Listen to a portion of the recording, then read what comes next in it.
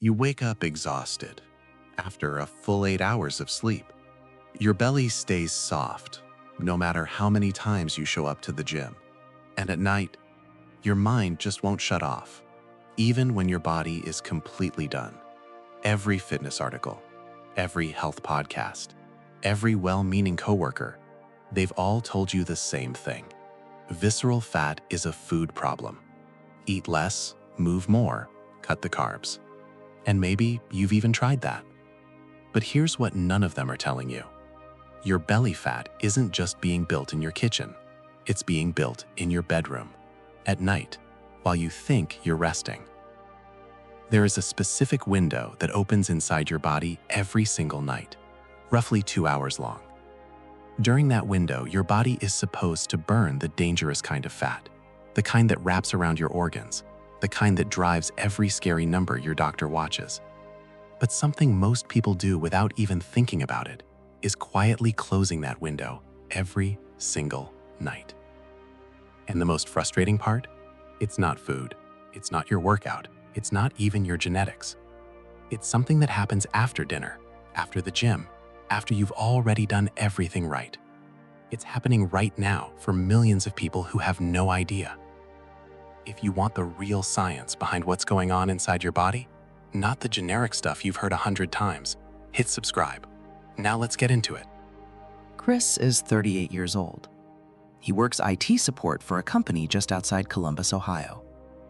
8 hours a day, he sits at a desk, headset on, 3 monitors in front of him, fixing network problems, resetting passwords, walking frustrated coworkers through the same issues they've had 17 times before. By 6 p.m., his brain feels completely wrung out. But his body hasn't moved in 8 hours. It's not tired, not even a little. So Chris drives home, about 35 minutes on the highway, stops for a coffee he doesn't need but always orders anyway, gets home, says hi to his wife, eats dinner, and then settles into the couch. Phone comes out, Reddit, YouTube, sports scores, a few videos, maybe some news he immediately regrets reading. Before he knows it, it's 11:15 at night. And now he's actually tired. So he takes the phone to bed, scrolls for just a few more minutes, puts it face down on the nightstand, and closes his eyes. Sound familiar? Because that's not a character flaw. That's just a Tuesday. For a huge number of working people, that is the evening. Chris isn't doing anything that feels wrong. The scrolling feels like decompressing. It feels like finally having a moment that belongs to him after a day that belonged to everyone else. That feeling is completely valid. But what's happening inside his body during those 2 hours before sleep is a very different story. Here's what you need to understand first. Your body runs on something called a circadian rhythm. And this isn't just about when you feel sleepy. It's a built-in biological clock that schedules your hormones, your metabolism, your immune system, everything around a 24-hour cycle. And built into that cycle every single night is a fat-burning window, a specific phase where your body is designed to break down deep belly fat and use it for energy. Think of it like a factory that runs its most efficient shift overnight while the building is quiet. But that overnight shift only starts when the right signal is given. And that signal has 2 parts. Part 1 is a hormone called melatonin. Most people think of it as just a sleep pill you take on a flight. But melatonin does far more than that. When it rises naturally in the evening, it causes your blood vessels near the skin to open up. Your body starts releasing heat, and your core temperature begins to drop. That temperature drop is the starting signal. It tells your brain to shift into deep sleep, specifically the stage called stage 3. And stage 3 is where the real work happens. Because during deep sleep, your brain releases the single largest burst of growth hormone in your entire day. And growth hormone isn't just for building muscle. It is the main signal that tells belly fat cells to open up and release their stored energy. It is literally the biological instruction to burn visceral fat, and it only gets sent during that deep sleep window. Miss the window, and your belly fat gets no signal that night. None. It just sits there, same as the night before. Now here's the second part. And this one genuinely unsettled me when I connected the dots. Chris's day is stressful. Not the dramatic kind, just the constant low-grade pressure of a job that never fully stops demanding things from him. Emails piling up, a manager who messages at 9 p.m., a coworker who turns everything into a crisis. And that kind of stress runs on a hormone called cortisol. Cortisol isn't the villain people make it out to be. During the day, it keeps you alert and focused, but it follows a strict daily curve. By evening, it's supposed to be dropping sharply toward its lowest point, and it should stay low all through the night. That's not optional. That's how the body is designed. But when Chris gets home, still mentally stuck at work, when he's scrolling through news that agitates him or checking emails he just needs to look at, his cortisol doesn't drop the way it should. It stays elevated, and he carries that into sleep. And this is where belly fat becomes very specifically targeted. Here's the part I find genuinely remarkable. The fat around your organs has a much higher number of cortisol receptors than the fat just under your skin. What that means is, when cortisol stays high during sleep, your body doesn't just store fat randomly, it sends it straight to the belly. Cortisol is essentially a targeting system, and it's aimed directly at your midsection. Every single night, that cortisol stays high when it should be low. So Chris is dealing with both problems at the same time. His phone is suppressing melatonin, canceling the growth hormone signal that should be burning belly fat. And his unresolved daily stress is keeping cortisol high, actively directing fat storage to his belly while he sleeps. He's running both of these against himself, without knowing it, and he's been doing it for years, while his gym sessions and his decent eating habits fight upstream against a system that has been set against him every single night. Okay, so what do you actually do about this? Because this isn't one of those videos that explains the problem beautifully and then tells you to reduce stress and get more sleep. That's not an answer. That's a fortune cookie. Here's what matters. The mechanism isn't broken. Chris's body, your body, still has the overnight fat-burning shift fully intact. The growth hormone signal is still there. The whole system is designed and ready to run. It just needs the interruptions removed. And that's the actual fix.